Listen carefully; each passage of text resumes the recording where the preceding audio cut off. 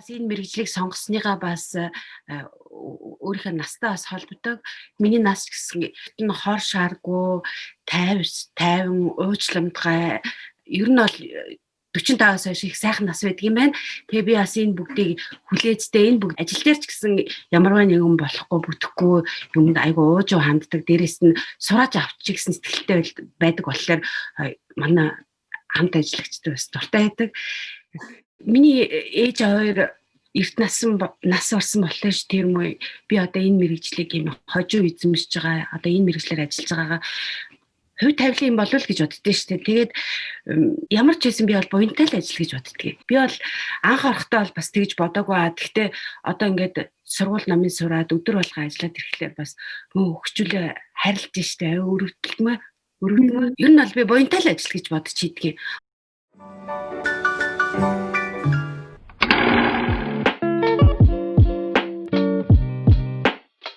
Сайн байцгаана уу Төвний нэг блогийн үзэгчдээ. Энэ удаагийн алга дэлхий булангаараа бид та бүхэндээ Ausbildung буюу мэрэгжлийн сургуулийн талаар мэдээлэл өгөхөөр бэлдлээ. Герман улсын Ausbildung мэрэгжлийн сургууль нь бусад орнуудынхаас маш онцлогтой байдаг. Герман оюутан залуус болон гадаад хүмүүсийн сонирхлыг маш татдаг. Яагаад сонирхолтой гэвэл та мэрэгжил эзэмшигчдээ шууд мэрэгчлээ ажлын байран дээр гарч сурдаг. Тэгээд хажуугаар нь хичээлдээ явдаг. Тал хувь нь ажилдаа яваад тал хувь нь хичээлдээ явдаг гэсэн үг ээ. За энэ талаар бид бүхэн дэлгэрэнгүй мэдээлэл авахаар нэгэн зочин энэ болондоо орсон байгаа. Сайн байна уу та өөрийгөө танилцуулаач? Сайн байцгаана уу. Төвний нэг блогийг үзэж байгаа та бүхэндээ энэ өдрийн мэндийг дэвшүүлье. Намайг Амарснаа Угтаа Цэцэрлэг гэдэг. Би Герман улсын Дублингийн хотод настай хүмүүсийн асраар мэрэгдсэн сувилагчийн мэрэгжил эзэмшиж байгаа. Герман улсад мэрэгжил эзэмших сургууль 3 жил байдаг. Би бол энэ жил төгсгөжээл. За ингээд мэрэгжлээ сонгох гэж байгаа. Герман улсад ирж ажиллах гэж байгаа зарим нэг хүмүүст энэ мэрэгжлийн талаар баримжаа буюу мэдээлэл олгоё гэж бодсон юм аа. Энэ мэрэгжил нь олон төрлийн ажлын байранд хамрагдах боломжтой. Жишээ нь настай хүмүүсийн асрамжийн газар, эсвэл эмнэлэгт сувилагч мэрэгжлэр, эсвэл буудалгаар гэрт нь очиж шарах сорвын боож асар цувилдаг. Бас дээр нь өдрийг хамт өнгөрөөж ном уншиж өгөх, хамт явж худалдаа хийх зэрэг дотроо энэхүү мэрэгжлийн олон нүүр царайтай буюу олон төрөлтэй. Энэ сувилагч асрагчийн мэрэгжлийг сурахад хамгийн анх ороход ямар шаардлага тавьсан байдаг вэ? Ажлын байраа өөрөө хайж олдог уу? Та яаж өөрөө олсон бэ? Та өөрийнхөө туршлагаас бидэнд хуваалцаач. Ямар ч үсэн энэ сургуульд ороход эхний ээлжинд бол мэрэгжлийн дагуу ажлын байр олсон байх ёстой. Тэгээ ерөнхий боловсролын дунд сургууль төгссөн гэрчлэгээ орчуулсан байх хэрэгтэй байсан. Герман хэлний B2 төвшөндийн шалгалт өгөх шаардлагатай байдаг юм аа. За миний хувьд болохоор би Герман улс дээр 5 жил болж байгаа. Хүнтэй харьцдаг мэрэгжил яг л надад таарах юмсыг санагдаад тэгээд дээрэс нь энэхүү мэрэгжил нь хомсдолтой мэрэгжил болохоор за энэ мэрэгжлийг би эзэмшчих юм бол ер нь тэтгэвэр гартлаа ажлын байрны асуудалгүй байна гэж бодоод эхний ээлж нь бол би ингэж шийдэж энэ сургуульд орсон. Одоо 3 дахь жилдээ сурж байгаа хугацаанд бол ер нь бол мэрэгжилтэй дуртай, сонирхолтой болсон. За миний хувьд бол ажлын байр олоход бол нэг төвөг учраагүй. Би яг энэ байгууллагт энэ асрамжийн газар хэл сурах зорилготойгоор сайн дур ажил хийдэг байсан. Та яагаад энэ мэрэгжлийг ийм хожуу эзэмсэн бэ? Тэгээд энэ мэрэгжилд насны хязгаар заадаггүй. Ихэвчлэн танаа ангид залуу хүүхдүүд байдаг уу? За яг миний хувьд бол би бол одоо энэ жил 50 хүрнэ. Мэрэгжил сонгох гэж байгаа буюу Герман улсыг дамжих ирж ажиллаж амьдрах гэж байгаа хүмүүст бол хэлэхэд сурахад насны хязгаар гэж байхгүй. Хийж байгаа ажиллаа сонирхолтой авах хэрэгтэй. Та Герман хэлээ яаж сурсан бэ? Хуваараа сурсан уу? Хэлний сурсан хэр удаан хугацаа зарцуулж сурсан бэ? Одоо хүртэл сурж байгаа. Герман хэл чинь хэцүү хэл. Тэгээд мэрэгжилтэйгээ хамт сайжирч яваа гэж бодож байгаа. Ажил, сургууль хоёр хосолдог гэсэн шүү дээ, тэ? Энэ Ausbildung хийгээд мэрэгжлийн сургууль сурахад та яг өөрөө хэдэн өдөр нь ажиллаа хийгээд хэдэн өдөр нь сургуульдаа явдаг бай. Тэгээд энэ танд хитрхийг ачаалттай байдгүй. Энийг та яаж зохицуулдаг вэ? Би бол ажлын байран дараа 60% 60%-аар ажилладаг.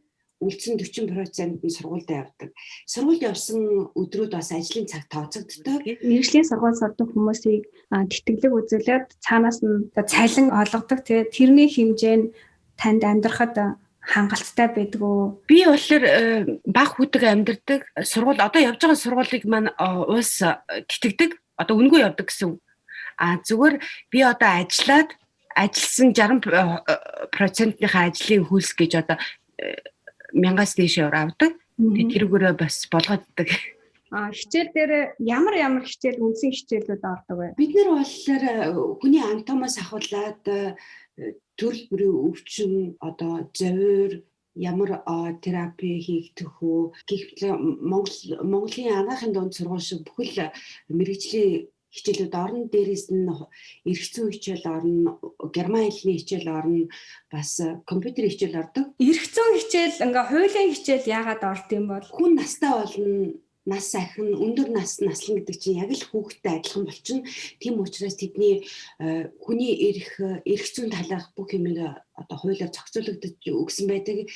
Тийм учраас бид нар бол эрх зүйн хичээл бол ер нь бол бас өндөр тоотой ордог. Энэ асрамжийн газар бас осолд орсон, тархинд нь цус харуулсан, ярьж хэлж чаддгүй тийм залуу хүмүүс бас амьдардаг. Асрах сувлах мэргэжлийн давуу тал нь юу вэ? Сул тал нь юу вэ? Таны хувьд энэхүү мэргэжил нь зөвхөн Герман улсад биш, Европын олон орнуудад дутагдaltaй мэргэжил болохоор нэгэнд энэ мэргэжлийг төгссөн нөхцөлд Герман, Швейцар, Австри хангалттай том нутаг дэвсгэрд бол ажлын байр сонгох боломж нэгддэг.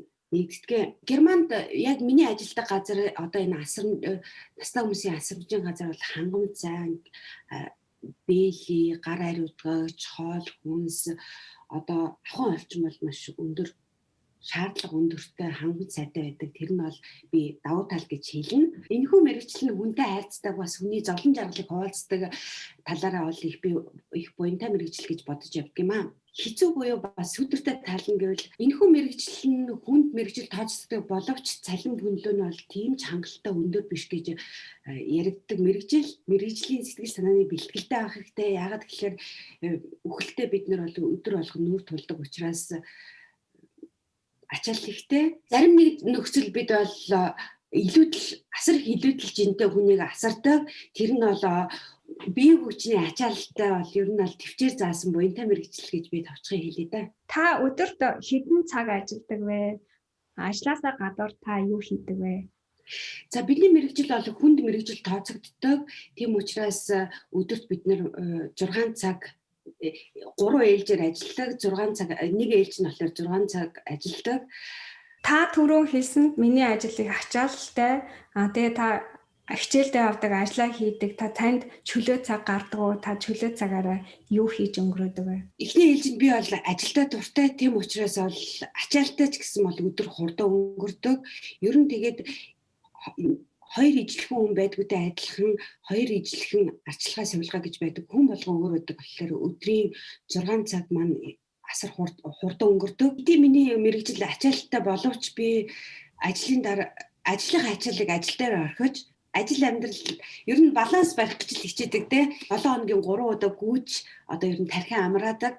Ер нь тэгээд энэ сургуульд манай хичээл дээр ч гэсэн одоо энэ баланс барих, яаж сэтгэл санааны хаттай, хатамжтай байх уу, энэ талаар бол олон цагийн хичээл ордог. Танд одоо буянтай ажил хийж аваад нь маш их талархаж байна. Тэгээд таны сургууль цаашдын ирээдүйн амьдрал чинь сайн сайхан эрүүл эхийг хүсээрөөё. Магадгүй энэ мэргэжлээр сурах байгаа хүмүүст захиж хэлэх зүйл байна уу? Хамгийн сүүлийнхаа үг хэлэх боломжийг олгоё. Би хоёр зүйлийг хэлье гэж бодож байгаа. Одоо Германаар сурах гэж байгаа бол хилээ сайн сураарай. Боломжтой газар өстө тултлансаар.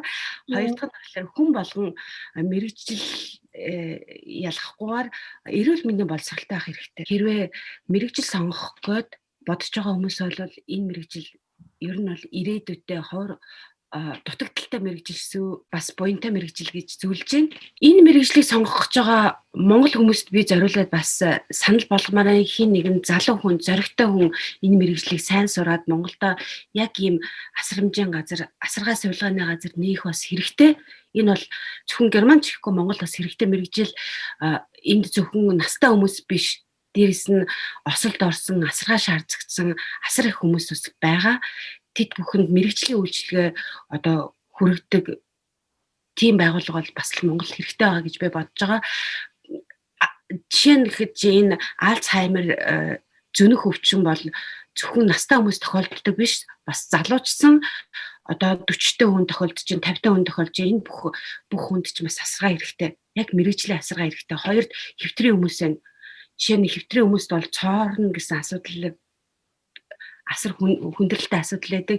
Энэ бүхнийг мэрэгжлийн хүмүүс асарч сувилвал одоо цоорохгүй байх боломж байна. Тухайн өвчтөе хүнд зориулсан тийм асаргаа сувилгаа байна. Энэ бүгдийг одоо залуу хүмүүс сорох хэрэгтэй. Тэгээд Монголд аваачих хэрэгтэй гэж бодож байгаа. Тэгээд бүгдэнд наад жаргал сайн сайхан бүхнийг хүсээрэй. За танд маш их баярлалаа. Бидний урилгыг аваад бидэнд ярилцлага өгсөн танд маш их баярлалаа. Баяртай. Манай блогийг үзсэн хүндэгт үзэгч та бүхэндээ бас маш их баярлалаа. Баяртай.